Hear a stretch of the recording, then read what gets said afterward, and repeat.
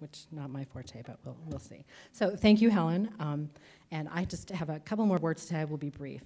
In my nearly 3 decades, I can't believe it, of work in children's literature, I feel as though I've had two constant companions, Simmons College and the Horn Book, and I'm delighted to bring both together in this room tonight.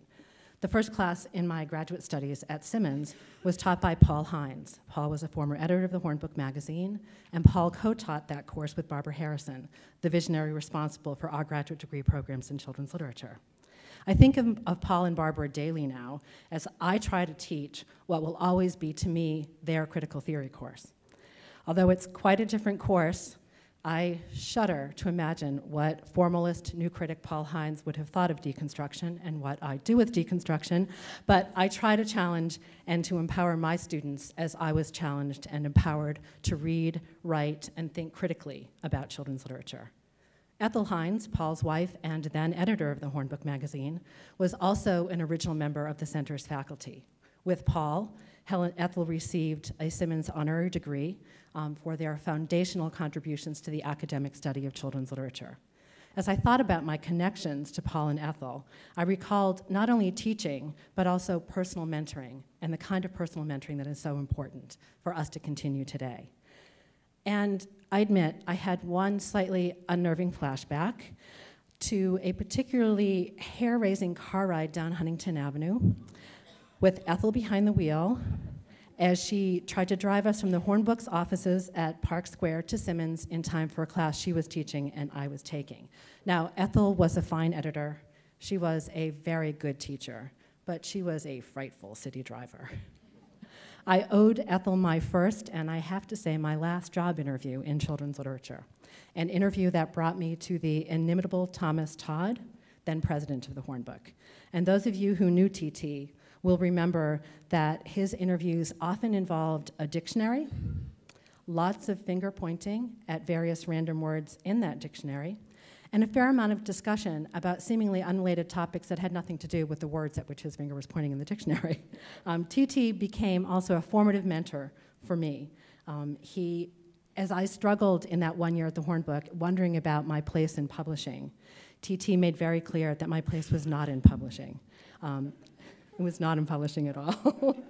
But it was one of our current faculty members, Anita Silvey, who became editor after Ethel, who helped me to see that I had no future in publishing and that I might need to leave the Horn Book even after only a year. Gregory Maguire, one of your judges tonight, opened the door to academia to me. Then he was associate director of the center here, and he brought me home. He brought me to Simmons in 1985, then as the center staff assistant. Though you all know him as a writer and a talented critic, I knew Gregory first as a talented intellectual and a teacher, and someone from whom I received the gift of friendship. And Roger, you'll not escape this.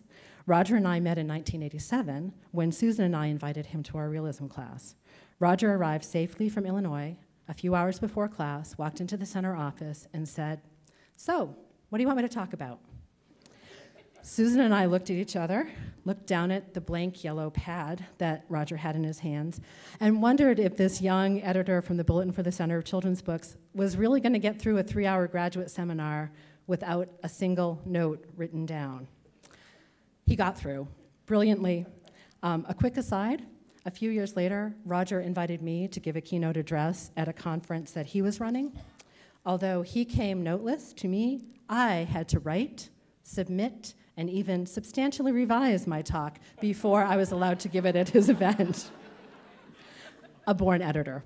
Our graduate students have come to know Roger partly as editor of the Horn Book, but also as one of their teachers, as he's a visiting instructor at summer institutes. The first was Masquerade, and most recently last summer's Crimes and Misdemeanors. And I haven't even begun to talk about all the alums in the room here who have done internships or who have made careers at or through the Horn Book.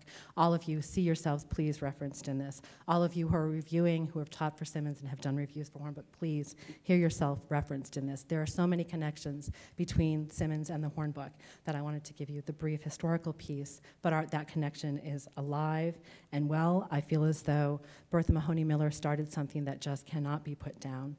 And tonight, I'm deeply honored to welcome you all to Simmons for the Boston Globe Horn Book Awards. Roger.